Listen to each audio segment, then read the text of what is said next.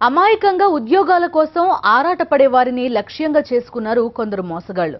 Job ఇస్తాం, deposit కట్టండి అంటూ ముగ్గులోకి దించడం, దొంగ ఖాతాలతో లక్షలు బొక్కేయడం మొదలుపెట్టారు. కొన్నాళ్లు సీన్ బాగానే ఉన్న సిమ్ కార్డుల మూలంగా అడ్డంగా దొరికారు బీహార్ దొంగలు. హైదరాబాద్ సిటీ క్రైమ్ పోలీసులు ఛేదించిన ఈ కేసు మోసపోతున్న నిరుద్యోగుల కళ్లు తెరిపించేలా ఉంది.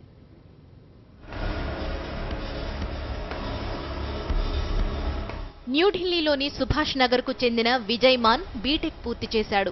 కొన్నాళ్ల పాటు ఓ కాల్ సెంటర్లో నెలకు 10,000 రూపాయల జీతానికి పనిచేశాడు. నిరుద్యోగులకు ఉద్యోగాల పేరుతో కాల్స్ చేయడం, డబ్బు డిపాజిట్ చేసుకోవడం ఈ కాల్ సెంటర్ దందా. 3 నెలల పాటు అధ్యయనం చేసిన విజయ్ తానే స్వయంగా ఢిల్లీలో ప్లగ్ అండ్ ప్లే కార్యాలయాన్ని ప్రారంభించాడు. ఇంటర్మీడియట్, డిగ్రీ డ్రాపౌట్స్ ను టెలికాలర్లుగా నియమించుకున్నాడు. వేర్వేరు జాబ్ పోర్టల్స్ లో నిరుద్యోగులు అప్లోడ్ చేసిన బయోడేటాలను తీసుకుని వారికి టెలికాలర్ల ద్వారా ఫోన్లు చేయించేవాడు. ఆసక్తి చూపిన వారికి ఉద్యోగాలిస్తామని ఆశ చూపి డబ్బు డిమాండ్ చేసేవాడు.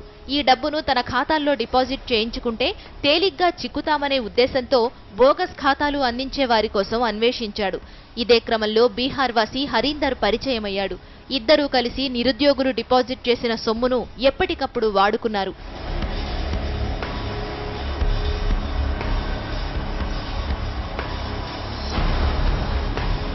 నవంబర్లో డిమానిటైజేషన్ తర్వాత డబ్బు డ్రా చేయడం ఇబ్బందిగా మారిందని హరీందర్ చెప్పాడు. పెద్ద మొత్తం జమైన తరువాత ఒకేసారి ఇస్తానంటూ షరతు పెట్టాడు. 30 లక్షల రూపాయలు వచ్చిన తరువాత ప్లేటు ఫిరాయించి విజయ్కు షాక్ ఇచ్చాడు. దీంతో విజయే నేరుగా బ్రోకర్ అవతారమెత్తాడు. బోగస్ ఖాతాలు ఇచ్చిన వారి నుంచి డెబిట్ కార్డులు తీసుకోవడం, డబ్బును డ్రా చేసుకోవడం మొదలుపెట్టాడు. దీనికి అదనంగా పేటీఎం ఉపయోగించాడు.